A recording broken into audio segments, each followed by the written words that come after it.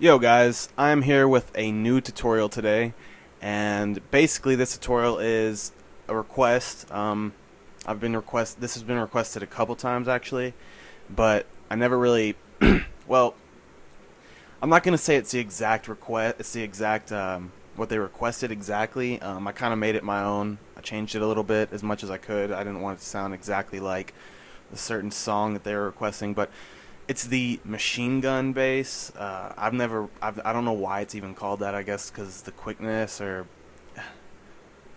I'm not sure why it's called that. But I'm just gonna go ahead and preview it for you now, so you don't have to listen to the whole tutorial to get a certain sound that you don't even want. So I'll play it, and if you want to stay tuned to watch it or tune out, then your choice. I'm gonna play it right now, though. Here it goes.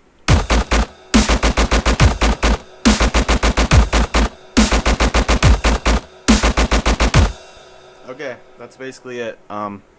So if you don't like that sound, it's cool. You don't have to watch it. If you do like the sound and you want to know how to make it, keep watching, and I'll teach you. So basically, what I have here is a mid bass and a sub bass. The sub bass I'm not going to teach you because you already know how to make that. I've taught you. I've done a couple tutorials on different sub techniques, but this sub is just a straightforward sub, and I went ahead and went in the piano roll and copied the exactly what I did in the mid bass to the sub. And if I had to bring it up a little bit, I brought it up. If I had to drop it down, you drop it down. I think I had to bring it up a little bit because of just the octaves and all that, but it's just a straight sub. I filled in the notes. Basically, I did exactly what I did in the mid bass. I copy pasted it like I said. And how I got these right here, so I went up to cell right here. I did 1/6 step, so you can fill it in a lot easier this way. Because this is 1/12 basically. That's the ratio. So in 1/6 I just did every other 2 basically, and yeah, that's basically what I did. You can see it's 1/6, and every 2 I added a little bar. Put that back at cell, and I did that. I just copied what I did with the mid bass. So I'll get started with the mid bass. Basically, I used an old bass that I made, a preset a long time ago, and I just sort of switched it up a little bit because I thought it would sound the best. I didn't want to like start a brand new sound. I mean, I could have, but this is much easier, and I got the same result that I would have got if I had to start it over. So I went ahead and turned off oscillator 1 because we don't need that. You can use oscillator 1 and 2. We're only using 2 oscillators. I just didn't need this one because I used it in my old one basically. So oscillator 2 gets started with Frozen. It's under analog, and then instead of spectrum, choose bend minus. We're gonna drop the pitch down to -12, so down 1 octave. Wavetail position towards the I and the O, or the N even. Just you see how I have it right here. Intensity all the way up. Amp about 3/4 or 1/4 of the way up from this spot. 3/4 from this way. Okay, you get it. Anyway, oscillator 3. Oh, also leave the filter selector in the middle for both of these.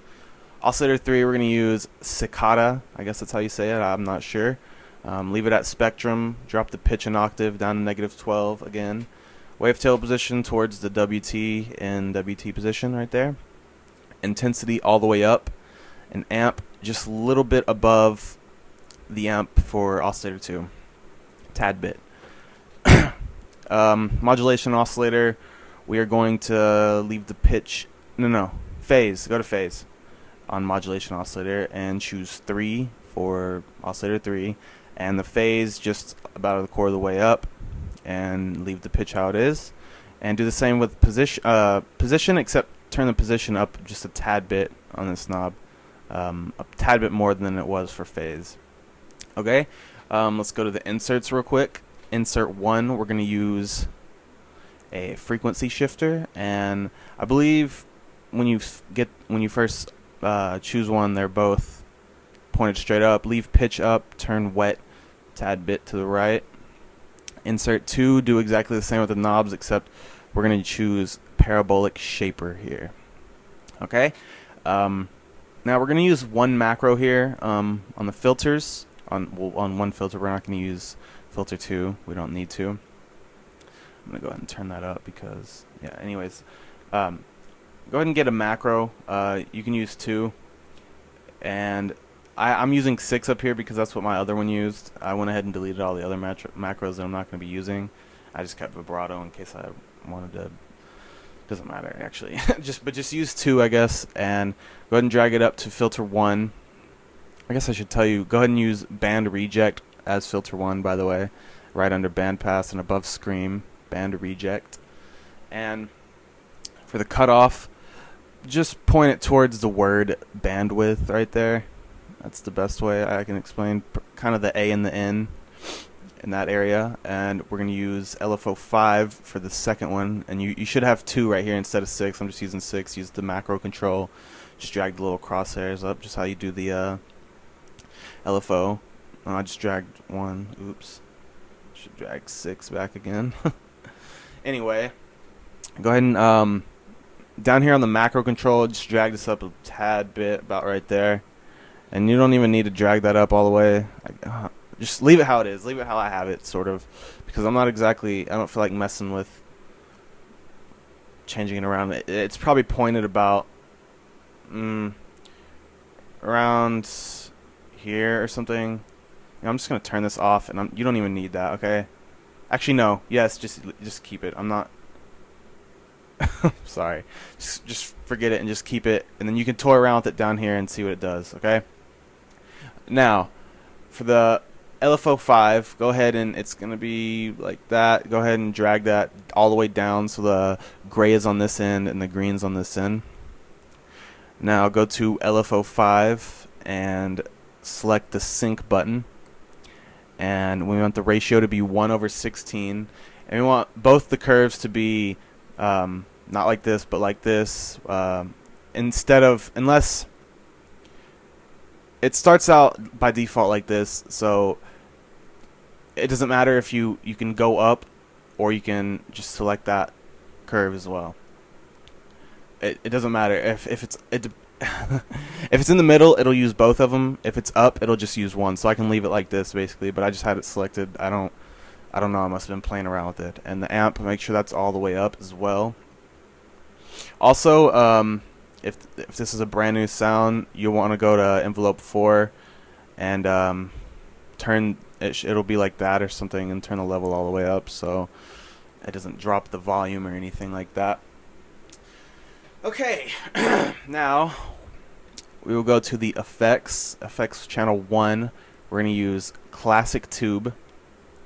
Turn the dry wet over to wet a tad bit, and the drive down a little bit. And dimension expander, turn the size a little bit over 1/4, and dry wet towards wet a bit. You can even turn that down a little bit or up. Just play around with it. Use your ears, guys, like I always say. Oh, I almost forgot. I can't believe I keep forgetting things. Okay, filter 1, you're going to want the bandwidth nearly 3/4 of the way turned. Just about above it, right there, how mine is. And that should be it, actually. So let's. Oh, wait. That's not it. That's almost it, but I also have effects in there. So, obviously for a mid bass, you're gonna want a parametric EQ to take out the lows.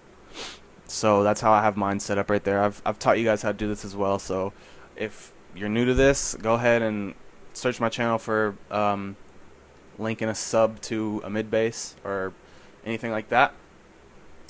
And also on the sub channel, I went ahead and took out all the highs and mids and just kept the sub levels. Okay?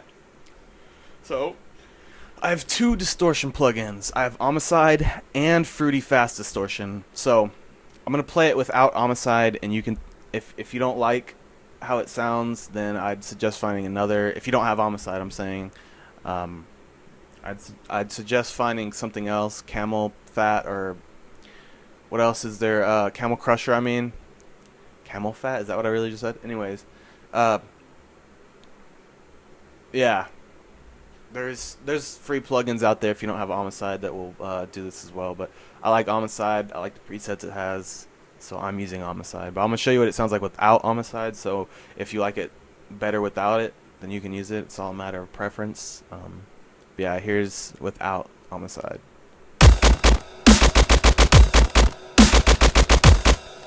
With Homicide.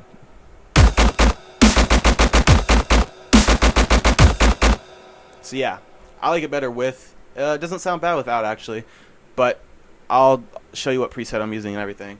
So for the Fruity Fast Distortion, which is, it comes with FL Studio, it's set on A, but I chose B, and I turned the post down a little bit, or else it's just a little too loud for my liking. I'll show you what it sounds like with A as well. Let's see.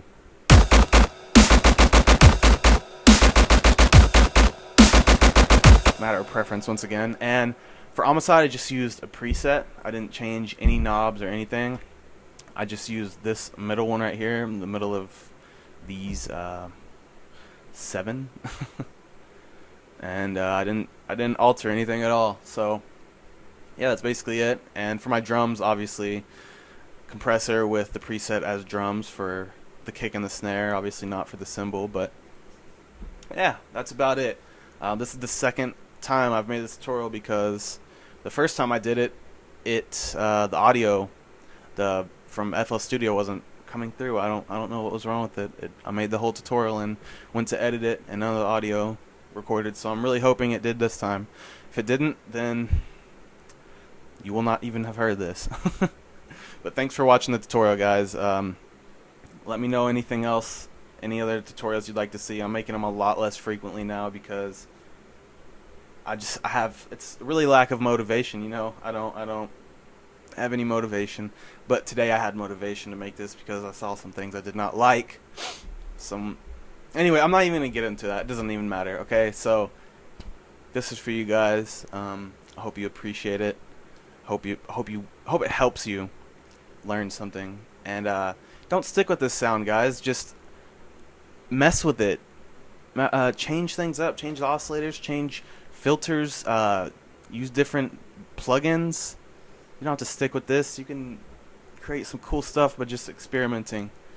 So, thanks for watching. I hope you enjoyed it. Like the video if you did. If you didn't, tell me why. I like feedback. So I actually recorded the whole thing, and I forgot I left one thing out. So this is going to be at the end of the video. I'm sorry about that. In the mid bass, you can add another filter, which is going to be the calm filter, right under Daft and above Acid. You're going to want to turn that one all the way up. This is just it's optional. You might like it, you might not. And you're going to throw the same LFO on it that you did up here. And you're going to want to drop the mix level down to about right around there. You can play around with it and see what you like. Turn the feedback and the damping all the way up. And make the LFO about that big. Or, you know, just play with it until you like the sound you hear. And you're going to have to mess with the pitch until you like the pitch you got. But I wanted to show you what it sounds like. It adds some, like, it adds to it, definitely. So just listen to it.